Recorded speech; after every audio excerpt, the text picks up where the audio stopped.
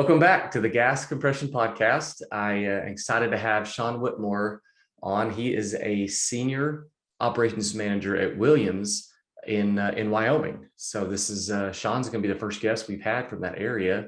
So Shawn, welcome to the show. Yeah, thanks for the invite, Michael. Yeah, so there are a lot of different. Seems like in Texas we've got the Permian Basin, the Eagle Ford Shale area.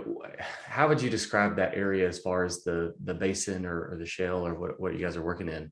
Yeah, so I'm actually in the Wamsutter Basin, so South Central Wyoming. All of my assets run from about 10 to 15 miles north of I-80, all the way south down to the Colorado border, and then pretty wide area there as well on that I-80 corridor. It was fairly small, but a year ago we acquired the BP and Southland assets and brought in Crowheart to operate those assets for us. So that was like a 1.2 million acre acquisition that we made there. Wow. Yeah, pretty exciting. Yeah. Well, I got some questions about that in a little bit, but I like to always start out with how in the world you ended up where you are today, and how did you choose the gas compression industry as a career?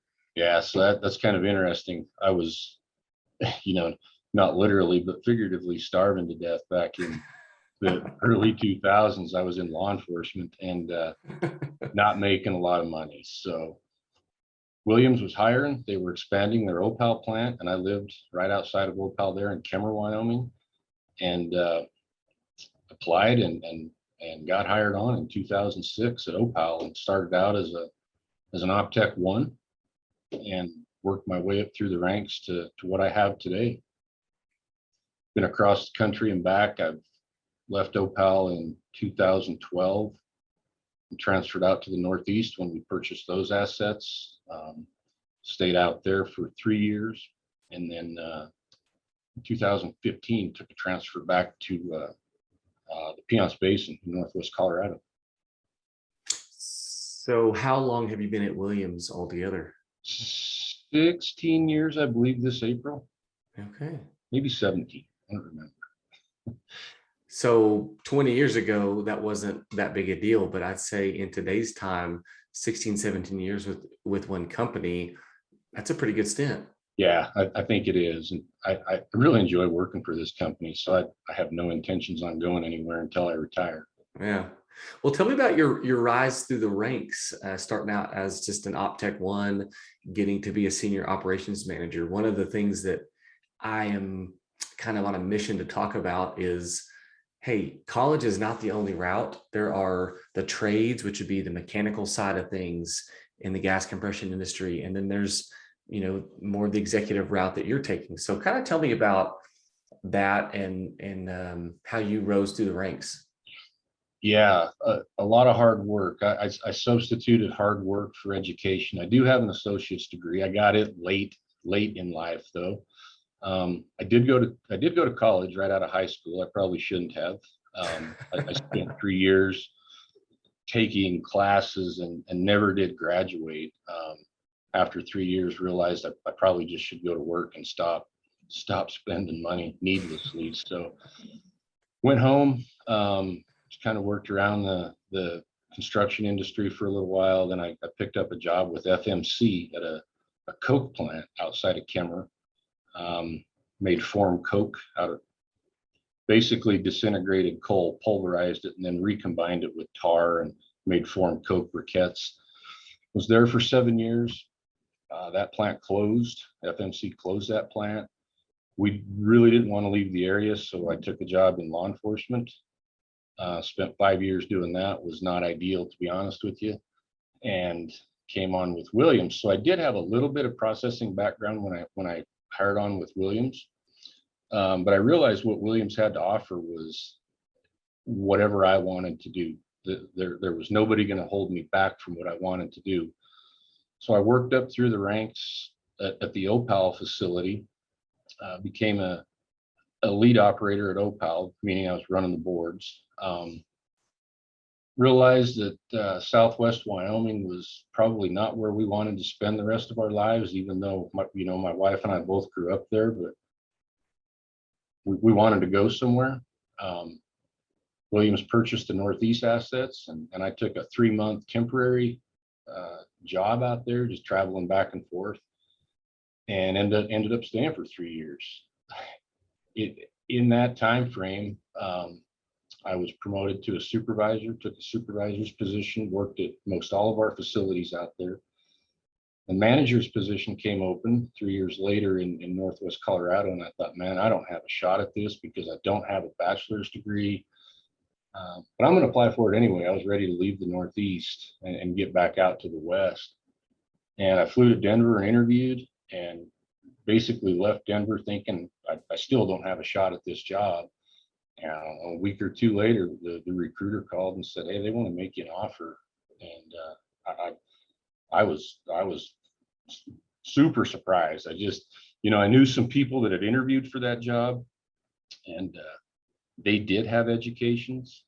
So I just thought for sure I'd get beat out. But afterwards, my new boss, he told me it was my experience that I did, willing to relocate, the experience that I got in the Northeast, designing, building, starting, commissioning all those new facilities out there, and working with tons of different people across our company, as well as, vendors and contractors, is what put me over the top of everyone else. So yeah, so when I say I substituted my education with hard work, that's where it came from.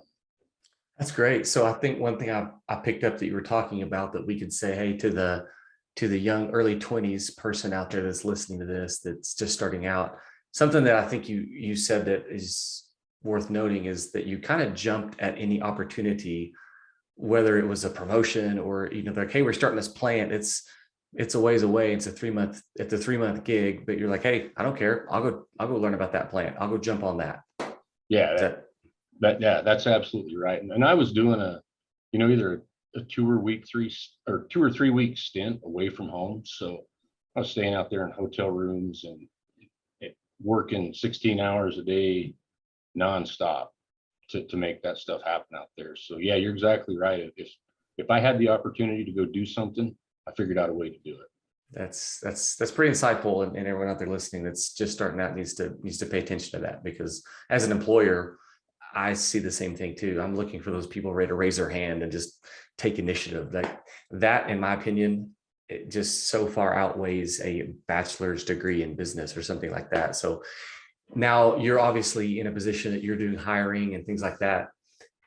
Is that still something as like a college education, a bachelor's degree, whether it's in general studies or in business, is that something that you or Williams requires or has a big part in getting hired or promoted? Or is it more what happened to you is experience and this willingness to go out and try new things? Depending on which department within Williams, obviously engineering, the tech services, that's Sure. a different deal. But as far as operations go, we don't require a degree. It's looked at, of course, on resumes if it's there and it's noted, but we don't require one. We hire plenty of people that do not have degrees, but they've got a ton of experience or a ton of can-do attitude that comes along with them. Yeah. So speaking of hiring, I'd like to hear your thoughts on that. Here in where I am, West Texas area, it can be pretty. Let's just talk about like hourly, mechanic type work. It can be pretty cutthroat in some pockets of the area. I mean, you got mechanics jumping ship for $1 an hour kind of situations, and then you got some companies that treat people well enough that people can't be persuaded by that.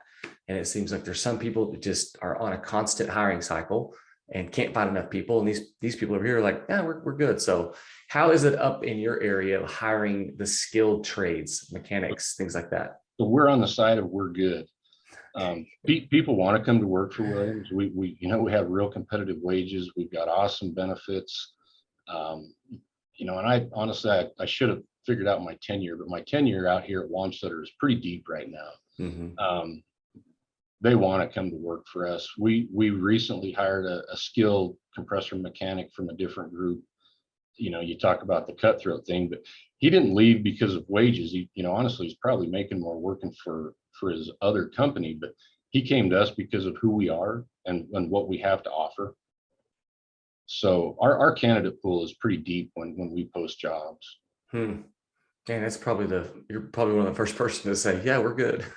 Yeah, we really are. Are you having, so that's the mechanic side. How about techs and other things? Are you guys having any issues hiring those people? None at all. No. Wow. Well, tell me a little bit about let's talk about Williams then, because that speaks volumes. And as a business owner, that's always something I feel like I could always do better in, is the culture and, casting a vision for what we're trying to do as a company. So what are you and Williams doing that is creating that environment? I think I said it earlier, you can do what you want to do within this company. Nobody will hold you back from that. As long as you have the drive to do it. If you want to transfer, you can put in for a job somewhere else. And if you're the qualified candidate, you get to move somewhere potentially. Not a lot of companies do that. Like I said, our wages are real competitive. We have excellent benefits. It just seems like, in these communities that Williams is in and has been in for a while, everybody wants to work for Williams. And out here in Wyoming, Williams has been around for a long time. Colorado is somewhat new, and obviously the Northeast is relatively new as well. But our candidate pool when I was in the Northeast was the same. It was deep. Well, that's impressive. That's a goal of mine that I want to get to, having that kind of reputation as a company that we're telling people, no, we're good, because we're always on the hunt for people in the skilled trades. Yep. So how's the last couple of years at Williams been? I just briefly checked y'all's stock price, looking at that kind of situation. Everybody went like this at COVID, and you guys have had a steady climb back up the ladder. So what has the last couple of years, well, first of all, how did COVID and the pandemic, how did that affect you guys? It didn't affect us much. I think we actually performed well through COVID. Locally, we of course separated everybody, and we had to keep our facilities running. And it wasn't just me, it was all of us that are running facilities across the company. We figured out a way to keep our facilities running. We had backup plans. Luckily, none of us had to go to that backup plan. We did the best we could. I'm not saying we didn't have, COVID infections, because we did, but none of it was, our operations were not affected by any of that. We were running pretty thin sometimes with people, but we made everything work. One of the things I've heard, and a lot from smaller companies, was some interesting stories about how because of the pandemic and because of things just weren't the way they always had been, that forced them into new things and discovering new things that they didn't know they could do, that they're still continuing today. We've had companies tell us, like, we didn't used to work on these, but now we do work on these, and it's been a great fit for us. So any stories like that coming from you? Not really, not locally. There may be some out there within the company that I don't know about, but we just really, buckled down and tried to stay away from everyone and just did our jobs, kept everything going. Yeah. So you mentioned at the very first that Williams had just made some pretty big acquisitions. So tell me about that. What is going on as a company where it sounds like you got a pretty good outlook for 2022 if you're doing that? Yeah, definitely. I'm real excited about what's happening with my assets locally in that acquisition. I've never been in the E&P business before. We're not in the E&P business, but we do have a 75% ownership in that. So we keep an eye on it. I spend a lot of time with our operator and learning about that business. It's got the potential to be real good, and I think it will be starting this year. I think we're going to see some growth in that E&P upstream side. What can you define E&P for anyone that's Exploration and production. So that's actually the drilling. The drilling side. Yeah. Yeah. So have you not previously been drilling in that area? Williams hasn't? Williams, we're not an E&P company. You're just operating with 75% of it. And yeah. So we have an operator that's operating those assets for us. Since you have not been in that business before, why the change? What all of a sudden there's you guys wanting to get into that side or have a stake in that side? Yeah, at the time it was right. There was a bankruptcy involved. Found a good deal. Yeah, there was a bankruptcy involved, and then one of the other operators has been wanting to exit that basin for quite some time. So the stars aligned. Right. So looking forward and kind of thinking about the younger generation that might be in the gas compression industry, what are some things that you would say? We talked about taking on, basically, if you're working in a company and they've got something new or challenging, hey, raise your hand and take it. What are some other things that you would say to yourself 16 years ago that you may not know, or to some people just starting out in this industry? Don't slow down. I often look back and think, man, I wish I'd have slowed down and taken in some of the sites, the last 16 years. But, honestly, I think if I would have, I wouldn't be in the position I'm in today. Yeah. If I'd have just sat and watched, I would have never been where I'm at today. Yeah. And honestly, I have no intentions on slowing down. I got some years to go before retirement, and I'm going to slide into home base. That's awesome. Love hearing that. And so, and again, looking out towards 2022, do you guys have any more acquisitions that you guys are looking to make, or you're just kind of going to? I think our department that does that is probably always on the lookout for those things. I don't know of anything. Yeah, but they're always looking. Cool. Well, yeah, that kind of about wraps up all the questions I had. Thanks for coming on, Shawn, and gosh, looking forward to maybe having you on again, or seeing what Williams has in store for the next year. So thanks again for coming on. That'd be great. I appreciate it, Mike. Yeah, we'll talk to you soon. All righty, thank you.